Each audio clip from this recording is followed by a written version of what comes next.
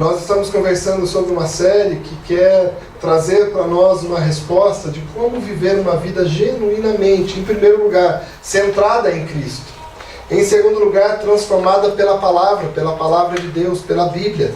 Como é possível ter uma vida transformada pela Bíblia em pleno século XXI, ano de 2018? Nós conversamos sobre isso no domingo passado. Você pode ter acesso a esses assuntos no nosso canal do YouTube. As pregações estão disponíveis lá para você assistir, refletir.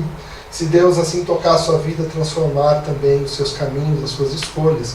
E hoje a nossa conversa será sobre como viver uma vida genuinamente submissa à missão. Para a nossa reflexão de hoje, eu separei o texto bíblico de Hebreus, capítulo 12, versículos de 1 a 3, que diz o seguinte para nós: assim, nós temos essa grande multidão de testemunhas ao nosso redor. Esse trecho está logo após o capítulo 11 de Hebreus, que é um capítulo sobre fé, que vai citar o nome de várias pessoas chamados heróis da fé, como Abraão, Moisés e tantas outras pessoas que tiveram atitudes de fé ao longo de suas vidas. E aí ele diz: assim nós temos essa grande multidão de testemunhas ao nosso redor. Portanto, deixemos de lado tudo o que nos atrapalha e o pecado que se agarra firmemente em nós e continuemos a correr sem desanimar a corrida marcada para nós. Conservemos os nossos olhos fitos em Jesus, pois é por meio dele que a nossa fé começa, e é ele quem a aperfeiçoa. Ele não deixou que a cruz fizesse com que ele desistisse. Pelo contrário, por causa da alegria que lhe foi prometida, ele não se importou com a humilhação de morrer na cruz e agora está sentado ao lado direito do trono de Deus. Pensem no sofrimento dele e como suportou com paciência o ódio dos pecadores. Assim vocês não desanimem, nem desistam. Nós precisamos, para falarmos sobre como construir uma vida genuinamente submissa à missão, nós precisamos definir missão.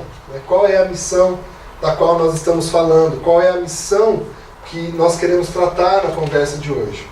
E nós começamos nessa definição lendo Hebreus 12, no primeiro versículo, destacando essa frase final, mas vamos ler inteiro, que diz o seguinte: portanto, deixemos de lado tudo que nos atrapalha e o pecado que se agarra firmemente em nós e continuemos a correr sem desanimar a corrida marcada para nós. A primeira necessidade de nós definirmos missão é responder quem a define. Quem define a missão da qual nós vamos conversar aqui é o próprio Deus. E ele define isso para você, para mim. Qual é a jornada, qual é a missão, qual é a corrida que Deus tem proposto para você? Essa é a primeira necessidade de nós pensarmos. Primeiro, eu preciso te dizer o seguinte: Deus conhece e considera cada pessoa dentro dessas atribuições da missão. Eu disse cada pessoa. Isso quer dizer que você, com a sua história, o seu contexto, é considerado por Deus para a missão que Ele quer compartilhar. Deixa eu repetir. Todos, sem exceção. Eu não sei quantos aqui consideram que Deus tem uma missão para a sua vida, mas eu preciso dizer, olhando nos seus olhos, que Deus considera cada um aqui com uma missão. E Ele tem uma jornada para você viver. Eu não sei se você tem vivido considerando que Deus, ao olhar para você, tem uma missão para a sua vida. Se você ora a Deus, nós conversamos aqui um tempo atrás, numa série, que falamos sobre oração, e como que quase 95% das pessoas fazem oração. Pedem a Deus, a ajuda de Deus. Isso, numa probabilidade aqui, talvez menos de uma pessoa deixaria de orar. Se eu perguntasse aqui, quantos oram? Quantos de alguma forma oram? Você não precisa levantar a mão, mas será que tem alguém aqui que não ora? Que não fala com Deus de alguma forma? Agora pensa comigo. Você ora a Deus, você pede a ajuda dele, mas à medida que você fala com Ele, era como também ele te respondesse o seguinte: sim, eu estou entendendo o seu pedido, mas eu tenho uma missão para a sua vida. Deus, me ajuda com tal coisa. E fala: eu entendi o seu pedido, mas eu tenho algo a mais para trabalhar na sua vida. Senhor, me ajude com as contas da casa desse mês. Sim, eu entendi o seu pedido, mas eu tenho um propósito para você. Eu tenho uma missão a ser cumprida através da sua vida. E o que Deus quer, e aqui nós percebemos nesse texto, é que nós corramos, continuemos, que nós caminhemos na jornada, na trilha, no caminho que Ele está propondo a cada um de nós. E a minha pergunta então diante disso é: você tem conhecido qual é a missão, qual é a jornada que Deus propõe para você pessoalmente? Porque não tem a ver com a jornada simplesmente que Ele tem proposto para todos, mas a sua jornada de vida, a sua experiência, o seu contexto, o que você traz de história, de traumas, de frustrações, de pessoas que você conheceu no núcleo familiar onde você nasceu, na cidade, no contexto que estava à sua volta. Isso tudo tem a ver com a jornada, com o caminho que Deus quer que você caminhe. E ninguém mais pode fazer isso a não ser você. Existe uma trajetória para a vida de cada pessoa que não pode ser igualada de outro. Porque cada um é um ser único, detalhado por Deus. A primeira, então, coisa que eu tenho que dizer a respeito de missão é que leve em consideração quem você é como pessoa. De forma única, detalhada. Uma das coisas que mais marcaram a minha vida, alguns anos atrás, e que inclui o fato de eu estar hoje como pastor, foi ter ouvido de uma pessoa mais sábia, mais madura na fé, de que Deus colocou um sonho no meu coração e que só eu poderia realizar. Da forma como Ele gostaria de construir através da minha vida, apenas eu poderia realizar. E quando eu olho para cada um aqui, nós percebemos essa mesma questão. Cada um aqui tem da parte de Deus algo que Ele quer que você vivencie, uma missão, uma jornada, que só você pode fazer. Ninguém vai te substituir. Ninguém vai fazer como você vai fazer e como Deus vai fazer através de você. Portanto, quando nós, individualmente, não respondemos, não queremos entender qual a missão de Deus para mim, eu estou como que tampando o canal de transformação na minha vida e do mundo à minha volta. Quando eu estanco e não quero saber o que Deus tem para a minha vida, eu estou dizendo assim: olha, não importa os sonhos maravilhosos que Deus poderia realizar na minha vida através de mim, o mundo não terá direito de desfrutar dessas coisas, porque eu não me disponho a viver a missão de Deus para mim. Não é interessante? Você já parou para pensar isso? Quando você não anda na missão que Deus está te propondo, você está privando não só você, mas você está privando o mundo das coisas maravilhosas que Deus pode fazer através da sua vida. Mas sabe o que nós temos optado? Muitos de nós temos optado por uma vida sem propósito, sem entender para o que eu vivo. Temos gastado o nosso tempo conforme o acaso organiza. O que você vai fazer essa semana? Eu tenho aí já um contrato de trabalho, então eu vou trabalhar, tenho que pagar as contas. O que mais? Olha, o chefe mandar eu faço, o que o mercado pedir eu entrego. E depois desse período, aí eu vou para Netflix, eu vou para, sei lá, no jogo, no videogame, vou para um tempo com os amigos. E o que vocês estão construindo lá? O que der. Deixa a vida me levar, a vida leva eu. Nós, muitas vezes, presenciamos que grande parte das pessoas vive uma vida sem estar organizada dentro da missão que Deus tem para a vida delas. Nós temos esta frase de C.S. Lewis. C.S. Lewis foi o escritor de Crônicas de Nárnia, que depois se transformou em filme, e ele alcançou ainda mais destaque no mundo ocidental a partir dessa obra. Mas ele vai dizer o seguinte: a crença central do cristianismo é que a morte de Cristo de alguma forma nos colocou em ordem com Deus e nos permitiu ter um novo começo. O que ele está querendo destacar e que acrescenta ao que nós estamos colocando sobre a missão é de que o que a Bíblia expõe para nós a respeito de Deus e a respeito da missão tem a ver com um início que se estabelece na relação com Deus, através de Jesus Cristo. Por quê? Porque muitas vezes nós não queremos viver a missão de Deus para a nossa vida, porque às vezes nós estamos chateados conosco mesmos e com Deus, porque talvez nós não conseguimos ter uma boa relação com Deus, e eu senti que Deus me apunhalou pelas costas, porque Ele não foi fiel, porque Ele não cuidou de mim como deveria. Poxa, Ele me colocou num contexto de adversidade, porque Ele não me colocou no meio daqueles heróis, daquelas pessoas ótimas que tinha lá na casa do vizinho do lado. Por que Ele não me colocou naquela grama mais verde do vizinho? Por que Ele colocou nesse terreno aqui? E a gente começa a ter uma relação com Deus de distanciamento pelas frustrações que nós temos com Ele, pelas frustrações que nós temos conosco mesmo. E é importante nós frisarmos que nós muitas vezes achamos mais capazes do que o próprio Deus. E falamos, olha, eu não quero saber da missão dele para a minha vida, porque eu entendo a missão que eu tenho que viver. Eu sei mais a meu respeito. Eu não quero ouvir, vai que ele vai dizer alguma coisa diferente do que eu tenho. E aí nós percebemos essa rebelião, essa rebeldia no nosso coração, essa frustração que faz com que nós estejamos distantes de Deus, e isso explica muito do porquê que nós não buscamos, como ser humano, viver a missão que Deus tem para nós. Agora o C.S. Lewis traz aqui, de forma muito sucinta, numa frase, a explicação em torno da palavra.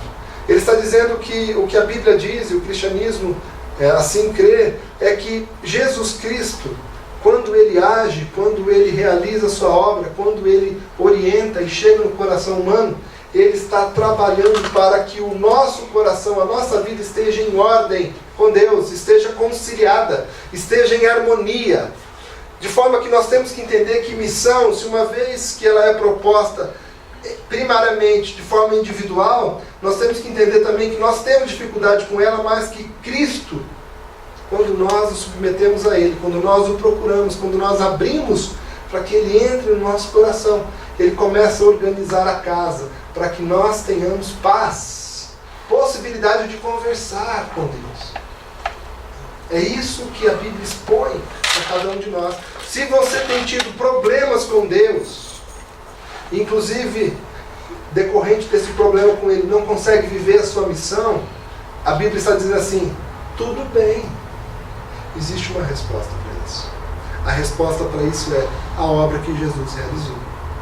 Você pode organizar, voltar para estar com uma vida em Deus e então cumprir sua missão. Ou seja, há perdão, há reconciliação, há um caminho de paz com Deus, para você viver a sua vida em missão de uma forma extraordinária. Além disso, nós temos lá em Mateus 28, versículos de 16 a 20, as seguintes palavras de Jesus. Os 11 discípulos foram para a Galileia e chegaram ao monte que Jesus tinha indicado. E quando viram Jesus, o adoraram. Mas alguns tiveram suas dúvidas se era mesmo Jesus. Então Jesus chegou perto deles e lhe disse, Deus me deu todo o poder no céu e na terra. E ele então coloca a missão. Vão a todos os povos do mundo e façam com que sejam meus seguidores, batizando esses seguidores em nome do Pai, do Filho e do Espírito Santo, e ensinando-os a obedecer a tudo a que tenho ordenado a vocês. E lembrem-se disso, eu estou com vocês todos os dias até o fim dos tempos. Se por um lado nós percebemos que Deus tem uma missão, uma jornada, uma proposta para cada um de nós, de forma definitiva e até mesmo exclusiva em termos de características, nós temos que também perceber que há uma missão maior, que é para todos e é também individual para cada um. Essa missão de Deus para mim e para você tem a ver com ir e auxiliar outras pessoas para que elas também estejam reconciliadas com Deus e possam cumprir sua missão. a missão que Deus tem separado. A missão geral, a ordem que Deus deu, através de Jesus Cristo, a mim e a você e a todos nós, é que nós deveríamos trabalhar para que outras pessoas tenham paz com Deus e nessa paz viver a jornada proposta individualmente por Deus. Essa deve ser a nossa missão como um todo, nossa ordem diante de todos. E olha que interessante o que Francis Chan vai dizer sobre isso. É uma forma talvez mais compreensível pelas expressões que nós temos nos dias de hoje. Ele diz o seguinte: o objetivo de sua vida é apontar para Deus. Ou seja, tudo que você faz deve ser direcionado para Deus. Seja qual for a sua atividade, Deus deseja ser glorificado nela, pois Ele é o motivo de tudo. O filme é sobre Ele. O mundo que Ele criou, o dom que Ele concedeu. O que Francis Chan está tentando nos dizer é que qualquer coisa que você faça na vida, quem você é, a sua jornada, as suas atividades, tudo isso, os seus pensamentos, as suas crises, o que você quer fazer e realizar, tudo, mesmo que você não queira que seja assim, mas tudo tem a ver com Deus. Tudo. Como você é, como você foi criado, como você nasceu. Quem é pai ou mãe sabe da profundidade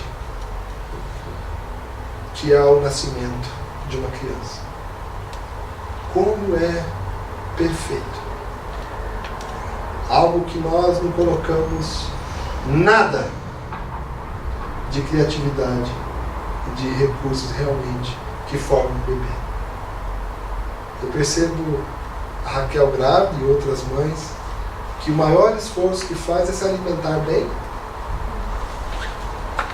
né? Repousar, não ter excesso de coisas sobre sua jornada e perceber que dia a dia, semana após semana, um item ou vários itens novos vão surgindo naquele bebê, que antes era um espermatozoide, vai criando suas fases. Lá pela 8ª semana você já percebe que já começa a ter um formato de cabeça, um tronco. Depois vem os bracinhos, os pezinhos, e tudo isso enquanto a mulher fica em repouso. Que milagre! Você só nasceu porque Deus quis. Portanto, tudo que você faz, tudo é sobre Ele. Não tem como você imaginar uma vida sem Deus. Porque tudo é sobre Ele. O filme é sobre Ele. E o que Ele quer fazer na sua vida. Olha ainda. Mais para frente eu quero citar uma outra frase do Chan. Mas pense comigo, especialmente esse detalhe. Como que é a sua vida dentro do que Deus quer fazer? Talvez você ainda não tenha percebido, mas Ele criou você e trouxe você à existência. Você às vezes está tentando ter uma vida sem Ele, mas em nenhum momento Ele desistiu de você. Se fosse o contrário, Ele já teria recolhido. Ele já teria dito: chega. Chega disso. E Ele não fez. Porque você está aqui. Você está vivo. Está respirando. Por isso eu queria te dizer: pare de ficar longe dele. Porque tudo, mesmo a sua fuga dele, tem a ver com ele. Tudo. E é muito melhor você parar logo de tentar fugir, de ser rebelde. E falar: ok, Senhor, mesmo que eu queira ser longe, não consigo. Então, vamos ser parceiros? Posso andar ao seu lado? Eu quero ouvir e aprender contigo. Nós temos algumas dificuldades para viver isso. Hebreus 12:1 vai falar sobre como nós precisamos nos desembaraçar, desembaraçando-nos de todo o peso do pecado. Desembaraçar é tirar todo o embaraço, tudo aquilo que está atrelado, todos os nós, os emaranhados da nossa vida com aquilo que é um peso sobre nós e sobre o pecado, que é aquilo que faz separação entre nós e Deus. E o autor de Hebreus vai dizer que nós devemos nos desembaraçar. Sabe aquela atividade que às vezes nós gostávamos de fazer quando criança ou adolescência, que era o desafio de pegar um novelo cheio de nó e ficar tirando os nós? Quem já fez isso? É uma boa distração, não é? Você passava ali horas tentando tirar o nó, desfazer. A gente fazia isso com linha de pipa, né? Ali enrolava tudo em rabiola e aí você tinha que ficar ali porque você queria soltar a pipa. Você queria ter liberdade de brincar. Mas para isso você precisava desfazer os nós. É mais ou menos isso que o autor de Hebreus está dizendo. Nós temos em nós algumas associações da nossa vida com aquilo que é um peso, muitas vezes emocional, frustrações, decepções. E do outro lado nós temos essas situações de pecados. Ou seja, errar o alvo em áreas que nós sabemos que Deus gostaria que fosse diferente. Nós precisamos entrar nessa jornada. Outro problema é que o que nós identificamos lá em Hebreus 11:15. E se na verdade se lembrassem daquela terra, né, de onde saíram, teriam oportunidade de voltar. Aqui o autor de Hebreus está falando sobre aquelas pessoas que, como Abraão, que deixaram sua terra, deixaram sua parentela e foram para o caminho que Deus havia mostrado. E ele está falando o seguinte: essas pessoas que largaram e seguiram a Deus, ele fala, se na verdade, se elas se lembrassem de onde elas saíram, elas teriam oportunidade de voltar. Na verdade, é uma forma de construir esse linguajar, mas o que ele está falando é o seguinte: as pessoas que de fato largaram as coisas para trás, para viver a vontade de Deus, não se lembram de como eles viviam lá. Sabe por quê? Porque antes eles viviam longe de Deus. Agora que estão caminhando com Deus, como é que podem voltar para lá? O que nós vamos perceber, que a Bíblia está tentando nos dizer, é de que a vida que nós tínhamos antes de caminharmos debaixo de Deus, da orientação de Deus e da missão de Deus, não é o tipo de vida que nós realmente gostamos. Aqueles que já caminharam um pouco com Deus e deixaram Deus cuidar das suas vidas, eu tenho certeza que não querem voltar atrás. Talvez tenha saudade de algumas coisas, mas quando pondera realmente se valeria a pena voltar para a situação anterior, fala assim, como João fala, não. Vamos voltar lá para como era antes, sem Deus agir e atuar na sua vida? Você fala assim, eu até gostava de alguns confortos que eu tinha lá, mas voltar àquela situação anterior, a Bíblia vai mostrar muito como que Deus age na história humana, resgatando de cativeiros e levando para a terra que mana leite e mel. Como Deus resgata da escravidão e leva para a liberdade. Como Deus tira da morte e coloca na vida. Aqueles que experimentaram a morte, aqueles que experimentaram a escuridão, aqueles que experimentaram aquela profunda dor na alma, quando encontra-se com Deus, não quer voltar atrás. O principal problema nosso, às vezes, é que nós não estamos experimentando, talvez, a vida em Deus plenamente. E nós ainda estamos, talvez, num buraco, numa escuridão sobre nossas vidas. Mateus 18 vai dizer, nas palavras de Jesus, em verdade vos digo que se não vos converterdes e não vos fizerdes como meninos, de modo algum entrareis no reino dos céus. Jesus está dizendo isso para os seus discípulos, dizendo o seguinte: se vocês não se arrependerem desses caminhos de escuridão, de amargura da alma, de tentar viver pelas suas próprias forças, se vocês não se arrependerem, se vocês não saírem desses caminhos, vocês não vão conseguir viver o reino dos céus. E ele ainda mais coloca como meninos. Eu gosto dessa expressão porque, a princípio, na nossa sociedade, falar que alguém é um menino diante de um assunto é dizer que ele é imaturo. Correto? Fala assim, você é um menino ainda, você vai viver muito ainda, depois a gente volta a conversar. Por quê? Porque geralmente o menino é aquele mais intempestuoso, né? Como ele não experimentou muita coisa, ele paga o preço. Vamos lá fazer, ele é mais aventureiro. Ele não está levando em consideração um monte de presas ou detalhes a respeito da coisa. Ele simplesmente acredita e vai. E quer fazer, às vezes erra, e erra mesmo. O que Jesus está dizendo é que nesse caminho de se converter, nós temos que agir com essa espécie de imaturidade, não pensar demais, não se atrelar demais às coisas que prendem, mas ser mais aventureiros. Porque se nós não tivermos essa coragem de meninos que não medem muito as consequências, talvez nós não vamos nos dispor para experimentar o novo. Jesus está dizendo, se vocês não largarem esse caminho de escuridão e ousarem, arriscarem, pularem, vocês não vão experimentar o reino.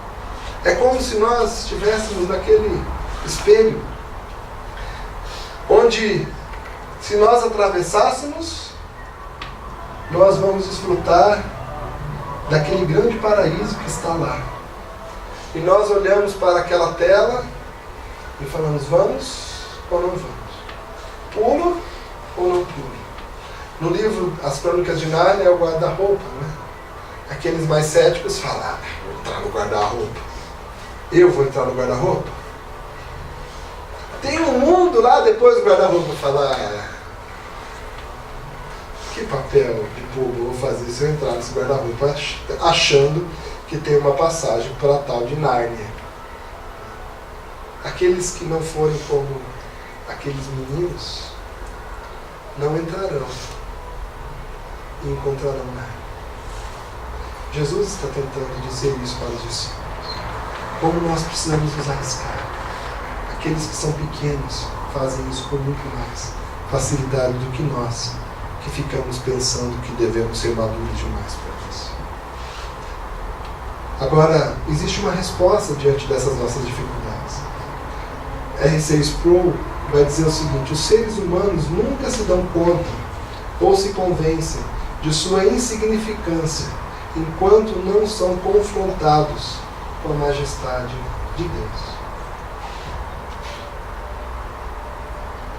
Se Deus não falar, se Deus não se manifestar ao nosso coração, se nós não colocarmos o pé lá em Nárnia, experimentarmos aquele mundo, nós não vamos nos convencer desse mundo que Deus tem preparado para nós. Se Deus não se manifestar a nós, se nós não vemos asma, nós teremos dificuldade de confiar.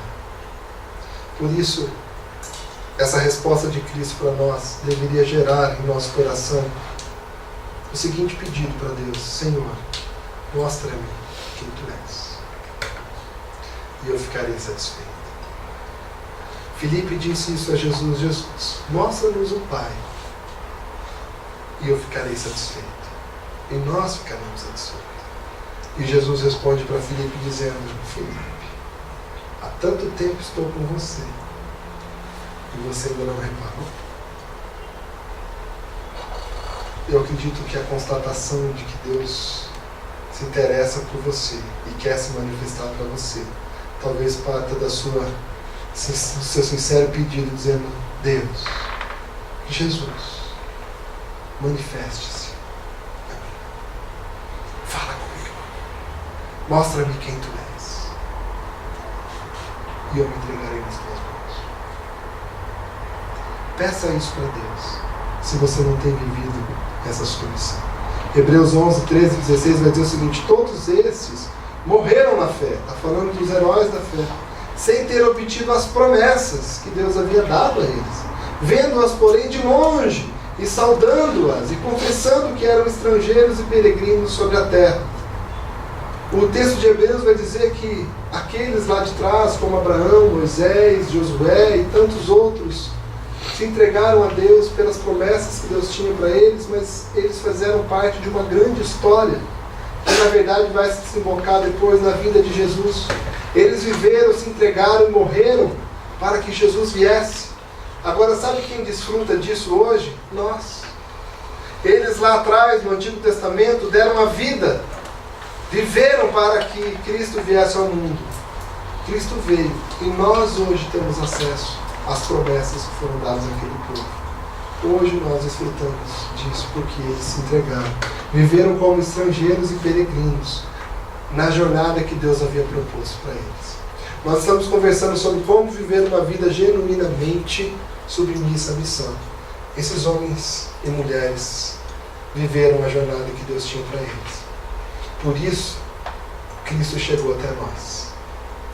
E eu preciso dizer para você, você precisa viver a jornada que Deus separou para você experimentar dele, mas para que as gerações futuras também tenham acesso a ele. O que Deus quer realizar através da sua vida, na missão que ele tem para você, não pode estancar na sua rebeldia e distância de Deus. Você precisa corrigir isso, para o seu bem e para o bem das gerações vindouras, que precisam do nosso testemunho, para que possam também receber a Cristo em seus corações. Hebreus 11, 13 a 16, diz o seguinte: porque os que falam desse modo manifestam estar procurando uma pátria. E se na verdade se lembrassem daquela de onde saíram, teriam a oportunidade de voltar, mas agora aspiram uma pátria superior, isto é, celestial. A resposta de Cristo para nós é de que nós deveríamos estar focados na promessa que Ele tem para hoje, para mim e para você. Agora aspiram a uma pátria superior, isso é, a pátria celestial. Você tem desejado os céus?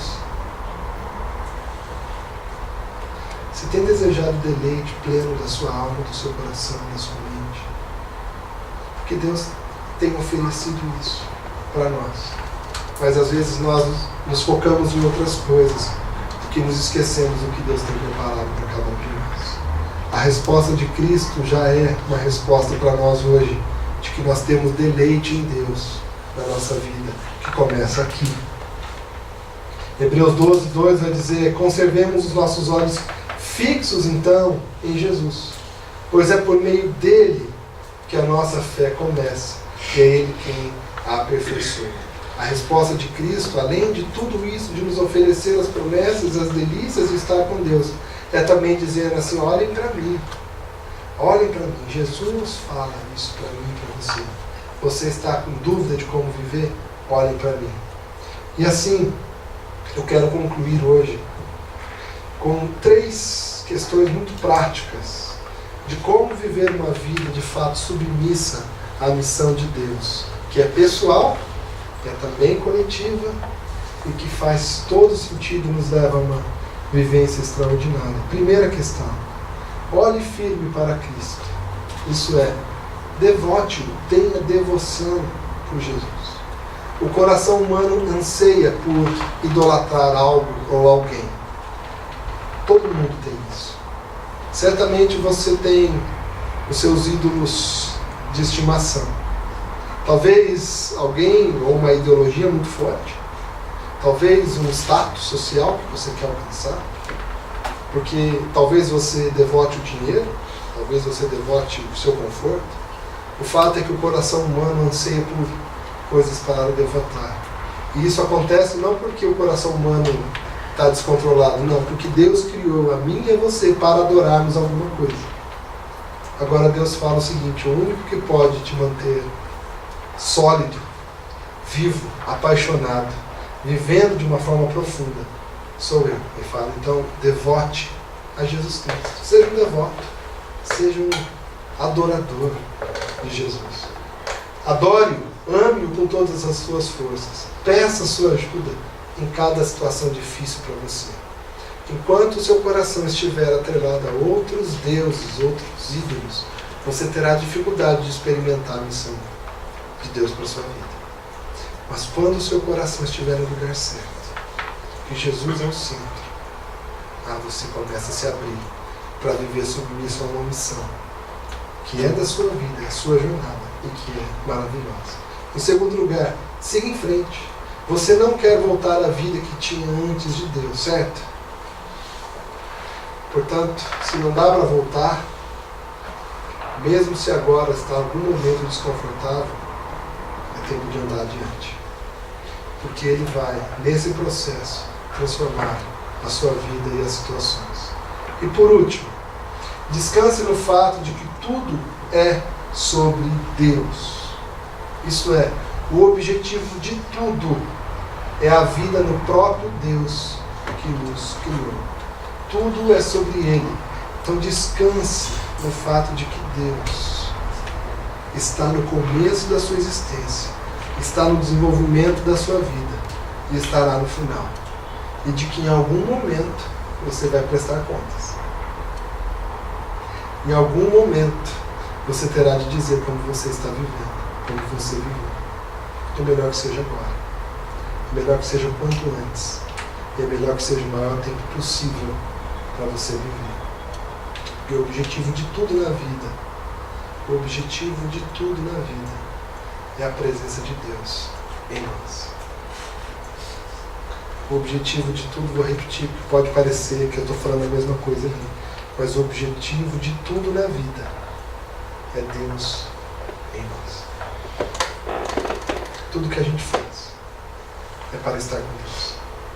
As pessoas com quem eu me relaciono é para conhecer mais a Deus, para desfrutar mais de Deus. Os obstáculos, as lutas, os caminhos, as conquistas, é sobre Deus em nós.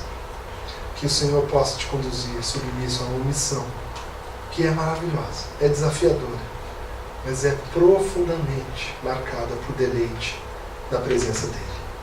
Sentido de vida. Isso é viver submisso à missão.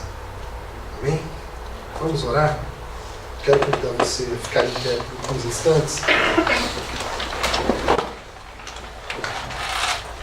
E se você puder, se você quiser, faça a sua oração agora, assumindo esses 3 itens aqui, práticos.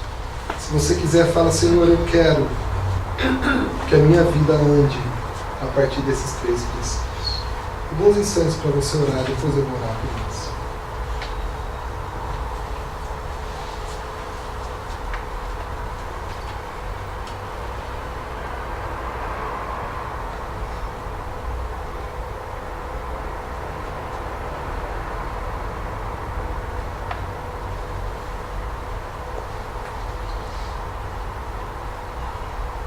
Senhor nosso Deus, nós estamos diante do desafio que a Tua Palavra traz a cada um de nós, sobre nós nos lançarmos como meninos, como crianças, no caminho que o Senhor está nos propondo. Talvez, ó Pai, pela razão humana, contaminada com tanta rebeldia diante do Senhor, nós possamos chegar numa conclusão de que não deveríamos fazer isso. Mas, Senhor, nos impeça de tomar uma decisão de ficar longe de Ti, Pai.